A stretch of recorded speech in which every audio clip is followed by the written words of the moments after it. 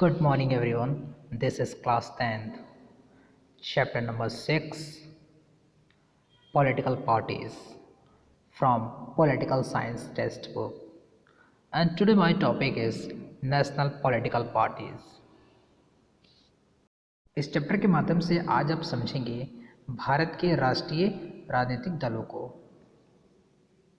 इस चैप्टर को शुरू करने से पहले आप जान चुके हैं कि हमें पॉलिटिकल पार्टीज यानी राजनीतिक दलों की आवश्यकता क्यों होती है। आज इस चैप्टर में आप समझेंगे कि भारत के अंदर राष्ट्रीय दल कितने हैं और उनके क्या क्या कार्य हैं। National political parties, democracies that follow a federal system all over the world tend to have two kinds of political parties: parties that are present in only one of the federal units, and parties that are present in several or all units of the federation. This is the case in India as well. There are some countries white parties which are called national parties. These parties have their unit in various states, but by and large all these units follow as the same policies, programs and strategy that is decided at the national level. जैसे कि आप यहाँ पर political parties को समझ रहे हैं, आप जानते हैं कि हमारा देश फेडरल कंट्री है। अगर बात की जाए विश्व के लेवल की, तो विश्व के संघीय व्यवस्था वाले लोकतंत्रों में दो तरह के राजनीतिक दल होते हैं। अगर आप देखेंगे, अगर कोई देश फेडरल कंट्री है तो वहाँ स्वाभाविक सी बात है, वहाँ पे दो से ज़्यादा राजनीतिक दल हो सकते हैं। संघीय इकाइयों में सिर्फ एक इकाई में अस्तित्व रहने वाले दल और अनेक या संघ की सभी इकाइयों में अस्तित्व रहने वाले दल हैं। भारत में यही स्थिति है। कई पार्टियां पूरे देश में फैली हुई हैं और उन्हें राष्ट्रीय पार्टी कहा जाता है। इन दलों की विभिन्न राज्यों में इकाइयां हैं, पर कुल मिलाकर देखें ये सारी इकाइयां राष्ट्रीय स्तर पर तय होने वाली नीतियों, कार्यक्रमों और रणनीतियों को ही मानती हैं। इसे आप इस तरह भी समझ सकते हैं, जैसा कि आप जानते हैं कि हमारा देश फेडरल यानी कि संघात्मक वाला देश है। मैंने आपको पहले बताया, जो देश संघात्मक होंगे स्वाभाविक सी बात वहाँ पर राजनीतिक दल होंगे। अगर बात की जाए भारत की, भारत के अंदर बहुत सारी पार्टियां हैं, लेकिन हम सभी पार्टियों को राष्ट्रीय स्तर की राजनीतिक दल नहीं कह सकते। इस चैप्टर के माध्यम से आगे आप समझेंगे कि राष्ट्रीय राजनीतिक दल बनाने के लिए क्या क्या शर्तें होती हैं। Now, every party in the country has to register with the Election Commission. While the Commission treats all parties equally, it offers some special facilities to large and established parties. These parties are given a unique symbol. Only the official candidates of that party can use that election symbol. Parties that get this privilege and some other special facilities are recognized by the Election Commission for this purpose. That is why these parties are called recognized political parties. The Election Commission has laid down detailed criteria of the proportion of votes and seats that a party must get in order to be a recognized party. जैसा कि आप जानते हैं, भारत का कोई भी व्यक्ति राजनीतिक दल बना सकता है, बशर्ते उसे पंजीकरण करने वाला आयोग है जिसका नाम है इलेक्शन कमीशन ऑफ इंडिया। देश का हर पार्टी का चुनाव आयोग में अपना पंजीकरण कराना पड़ता है। आयोग सभी दलों को समान रूप से मानता है, बशर्ते कुछ बड़ी पार्टियां स्थापित दलों को कुछ विशेष सुविधाएं भी देता है और इन्हें अलग चुनाव चिन्ह भी दिया जाता है, जिसका प्रयोग पार्टी का अधिकृत उम्मीदवार ही कर सकता है। इस विशेषाधिकार और कुछ अन्य लाभ पाने वाली पार्टियों को मान्यता प्राप्त दल कहा जाता है। चुनाव आयोग ने स्पष्ट नियम बनाए हैं कि कोई भी दल कितनी प्रतिशत और वोट सीट जीतकर मान्यता प्राप्त दल बन सकता है। A party that secures at least 6% of total votes in an election to the Legislative Assembly of state and wins at least 2 seats is recognized as a state party. A party that secure at least 6% of total votes in a Lok Sabha elections or assemblies elections in a 4 seats or win at least 4 seats in a Lok Sabha is recognized as a national party. जैसे कि आप यहाँ पर recognised party यानी मान्यता दल प्राप्त के बारे में समझ रहे हैं। आप इसमें समझेंगे कि क्षेत्रीय और राजनीतिक दल को मान्यता कैसे प्राप्त होता है। जब कोई पार्टी राज्य विधानसभा के चुनाव में मीन्स जब कोई पार्टी लेजिस्लेटिव असेंबली में पड़े कुल मतों का 6% या उससे अधिक मत हासिल करती है और कम से कम 2 सीटों पर अपनी जीत दर्ज कराती है तो उसे अपने राज्य के राजनीतिक दल के रूप में मान्यता मिल जाती है। मीन्स अगर कोई पार्टी किसी राज्य के अंदर 6% से वोट ज़्यादा पाती है और साथ ही साथ अपने राज्य के अंदर 2 सीटों पर जीत दर्ज करती है तो उस क्षेत्र में उसे राजनीतिक दल का मान्यता मिल जाता है। आप समझ गए हैं कि राज्य के अंदर राजनीतिक दल को मान्यता कैसे प्राप्त होती है। अब यहाँ पर आप समझेंगे कि लोकसभा यानी राजनीतिक यानी राष्ट्रीय स्तर पर जो पॉलिटिकल पार्टीज होती है उन्हें मान्यता कैसे मिलती है। अगर कोई दल लोकसभा इलेक्शन में पड़े कुल वोटों पर अथवा मीन्स 4 राज्यों की लेजिस्लेटिव असेंबली चुनाव के 6% से वोट अधिक प्राप्त करता है और लोकसभा चुनाव में कम से कम 4 सीटों पर अपनी जीत दर्ज कराता है तो उसे नेशनल पॉलिटिकल पार्टी का दर्जा मिल जाता है। Now, INC means Indian National Congress.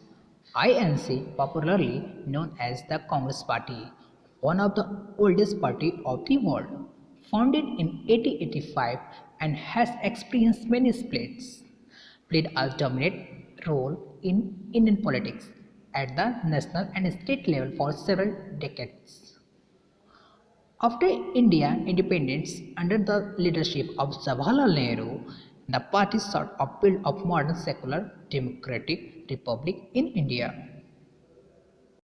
And ruling party at the center till 1977 and then from 1980 to 1989. After 1989, its support declined, but it continues to be present throughout the country, cutting social division and this party, neither rights nor lefts.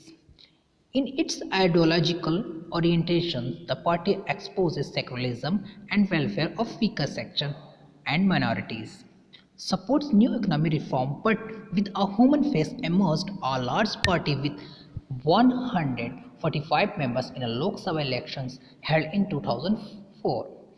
Currently leads a ruling United Progressive Alliances coalition government at the center. जैसे कि आप यहाँ पर political parties में Indian national Congress को समझ रहे हैं। आप जानते होंगे इस पार्टी यानी कि नेशनल कांग्रेस हमने 1885 में एक अंग्रेज के द्वारा की गई थी जिसका नाम था A.O. ह्यूम। इन्होंने ही इंडियन नेशनल कांग्रेस की स्थापना की और आप जान चुके हैं भारतीय राष्ट्रीय कांग्रेस की स्थापना 1885 में हुई थी और इसको गठन करने वाला एक अंग्रेज व्यक्ति था जिसका नाम A.O. ह्यूम था।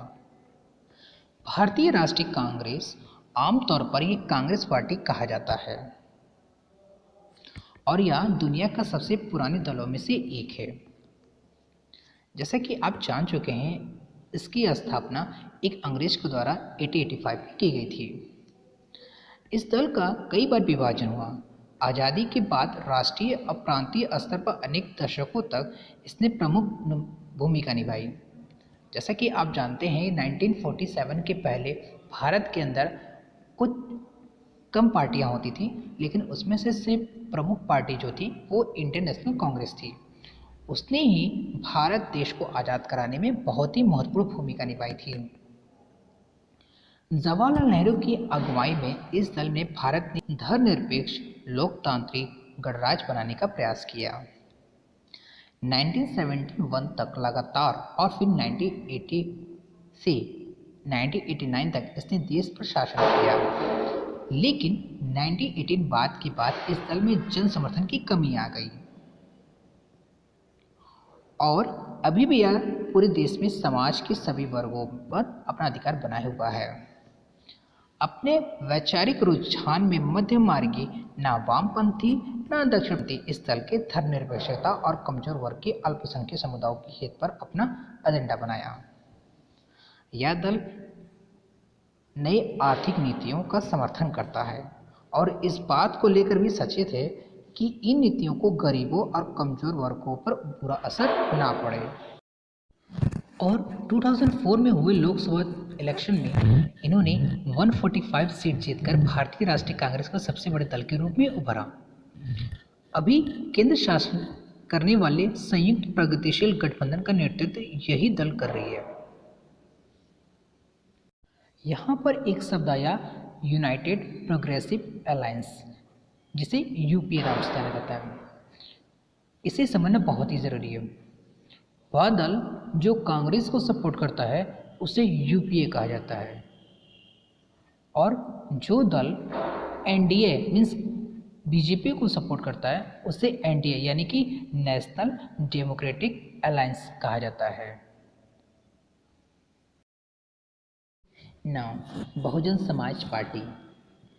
Bahujan Samaj party BSP formed in 1984 under the leadership of Kashiram seeks to represent and secure power for the Bahujan Samaj, which includes the Dalits, Adivasi, OBC and religious minorities. Draws inspiration from the ideas of teaching of Sahu Maharaj, Mahatma Phule, Periyar Ramaswamy, Naikar and Baba Saheb Ambedkar. Stand for the cause of securing the interest and welfare of the Dalits and oppressed people. And it has its main base in the state of Uttar Pradesh and substantial presence in neighboring states like Madhya Pradesh, Chhattisgarh, Uttarakhand, Delhi and Punjab. Formed government in Uttar Pradesh several times by taking the support of different parties at different times. In the Lok Sabha, 5% votes and secured 90 seats in the Lok Sabha. जैसे कि आप यहाँ पर Bahujan Samajwadi party के बारे में समझ रहे हैं। बहुजन समाजवादी पार्टी की स्थापना स्वर्गीय काशीराम के द्वारा नेतृत्व में 1984 में किया गया था। वर्तमान में इसकी अध्यक्ष मायावती जी हैं। जैसे कि आप जान चुके हैं कि स्वर्गीय काशीराम जी के द्वारा 1984 में बहुजन समाजवादी पार्टी की स्थापना की गई थी और वर्तमान में इसकी अध्यक्ष मायावती जी हैं। समाज में जिसमें दलित, आदिवासी, पिछड़ी जातियां और धार्मिक अल्पसंख्यक इस पार्टी से सम्मिलित रहते हैं। कहने का तात्पर्य है कि बहुजन समाजवादी पार्टी जैसे कि दलित, आदिवासी, पिछड़ी जातियां और धार्मिक अल्पसंख्यक के जो लोग होते हैं उन पे यह काम ज़्यादा करती है। बहुजन समाजवादी पार्टी राजनीतिक सत्ता पाने का प्रयास और उनका प्रतिनिधित्व करने का दावा करती है। मीन्स अगर वह सत्ता में आती है तो यह पार्टी पिछड़ी वर्ग के लिए ज़्यादा काम करती है।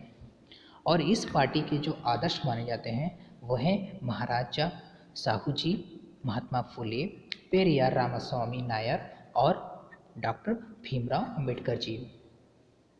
ये पढ़ और शिक्षाओं से प्रेरणा लेती है और उन्हीं का मार्गदर्शन भी करती है।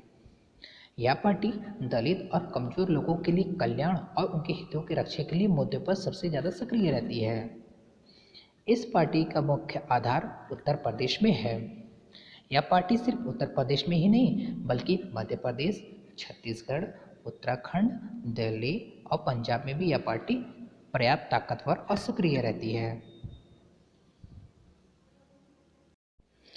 बहुजन समाजवादी पार्टी अलग अलग पार्टियों से मिलकर के अलग अलग अवसरों पर समर्थन लेकर के मायावती जी ने उत्तर प्रदेश में 3 बार सरकार बनाई है।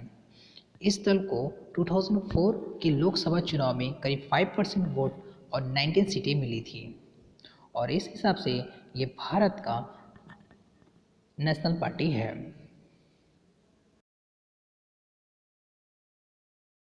Students, part third is finished.